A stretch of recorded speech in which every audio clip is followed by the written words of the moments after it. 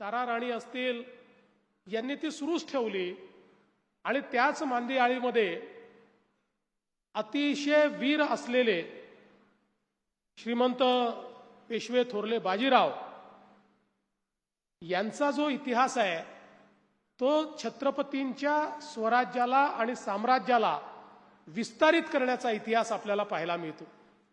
मग अशी उल्लेख झाला की 19व्या-20व्या वर्षी पंतप्रधान पदाची सूत्र हातामध्ये घ्यायची आणि 20-21 वर्ष नुसतं लढत राहायचं।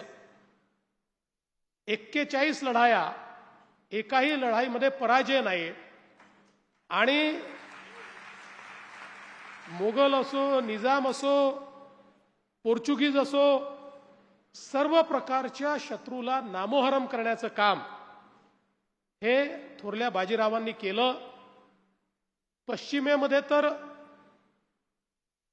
बोलबाला होताच, दक्षिणेमध्ये देखील साम्राज्याचा विस्तार झाला आणि अगदी उत्तरेला आपल्याला माहिती आहे की काबूलपर्यंत देखील त्याचे जे नवाब होते त्यांनाही हरवण्याचं काम, किंवा या ठिकाणी बंगालपर्यंत सगळं म्हणजे पूर्व, पश्चिम, उत्तर, दक्षिण अशा सगळ्या त्या काळच्या अखंड भारतामध्ये हिंदवी स्वराज्याची आणि मराठा साम्राज्याची स्थापना किंवा त्याचा विस्तार करण्याचं काम हे थोरल्या बाजीरावांनी केलं आणि त्यांच्यावर अतिशय कमी वयामध्ये शाहू महाराजांनी जो विश्वास टाकला होता त्या विश्वासाला सार्थ करण्याचं काम हे त्यांच्या माध्यमातून झालेलं आपल्याला पाहायला मिळालं।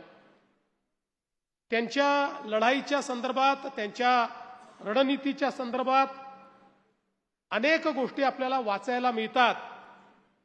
मगाशी गोखले साहेबांनी जसं सांगितलं की त्यांच्या लढाईमध्ये वेग ही त्यांची सगळ्यात मोठी रणनीती असायची आणि असं म्हणतात की जेव्हा मुघली साम्राज्याची सेना एका दिवसामध्ये 8 ते 10 किलोमीटर प्रवास करायची त्यावेळी अशा प्रकारची सेना थोरल्या बाजीरावांनी तयार केली होती की जी 60 ते 80 किलोमीटर संपूर्ण सेना प्रवास करू शकायची। अशा प्रकारची सेना आणि त्यांचं हे जे युद्ध कौशल्य होतं, आपल्याला माहिती आहे की मोंटेगोमेरी, जनरल मोंटेगोमेरी जे एक प्रकारे दुसऱ्या महायुद्धाच्या निर्णायक युद्धाचे नायक ठरले आहेत, त्यांनी जगातल्या योद्ध्यांच्या संदर्भात जे पुस्तक लिहिलं त्या पुस्तकात त्यांनी पालखेडच्या लढाईचा त्या ठिकाणी उल्लेख केला आणि strategically one of the best war अशा प्रकारे थोरल्या बाजीरावांचा उल्लेख देखील त्यांनी केलाय। आणि म्हणूनच खऱ्या अर्थानं आपण जर बघितलं तर इंग्रजांनी आणि त्यानंतर काही प्रमाणात स्वकीयांनी देखील आमच्या इतिहासातल्या अनेक नायकांवर अन्याय केला, किंबहुना आपल्या हिंदवी स्वराज्याचा आणि मराठी साम्राज्याचा इतिहास आपल्या इतिहासातनं डिलीटच करून टाकला।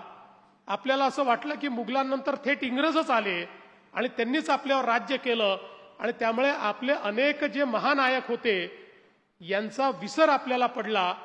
पण मला असं वाटतं की आज देशामध्ये पुन्हा एकदा माननीय मोदीजींच्या नेतृत्वामध्ये आमचे जे सगळे नायक आहेत या नायकांना, आमच्या योद्ध्यांना, आमच्या स्वातंत्र्य सेनानींना या ठिकाणी पुन्हा एकदा त्यांची आठवण करणं आणि त्यांचा इतिहास हा आपल्या पिढ्यांपर्यंत पोहोचला पाहिजे अशा प्रकारचा प्रयत्न सुरू आहे।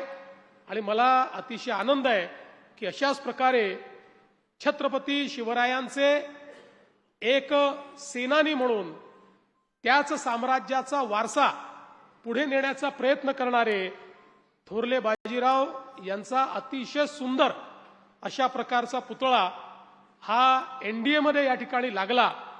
मला असं वाटतं की त्यांच्या पुतळ्याकरता एनडीए पेक्षा उत्तम स्थान दुसरं असूच शकत नाही, कारण आमची सामरिक शक्ती ज्या ठिकाणी शिकवली जाते, युद्धनीती जिथे शिकवली जाते, युद्ध कौशल्य जिथे शिकवलं जातं, सैनिकी बाण्याची निर्मिती ज्या संस्थेत केली जाते, अशा संस्थेमध्ये हा पुतळा लागणं हे अत्यंत मला असं वाटतं महत्वाचं आहे.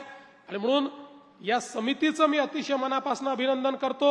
समितीसोबत ज्यांनी पुतळ्याकरता मदत केली, ज्यांनी या ठिकाणी पुतळा तयार केला, ज्यांनी आर्किटेक्ट म्हणून काम केलं, त्यांचं मनापासून अभिनंदन करतो. विनयजी ज्यांनी याच्यामध्ये पुढाकार घेतला, त्यांचंही मनापासून अभिनंदन करतो. आणि विशेषतः आपल्या संपूर्ण मराठा इतिहासावर प्रचंड प्रेम करणारे माननीय अमितभाई शहा यांनी या पुतळ्याच्या निर्मितीमध्ये आलेल्या अडचणी दूर केल्या, त्याबद्दल त्यांचे देखील मनापासून आभार मानतो आणि एनडीएचेही मनापासून आभार मानतो. आणि माझे 2 शब्द संपवतो. धन्यवाद. जय हिंद, जय महाराष्ट्र.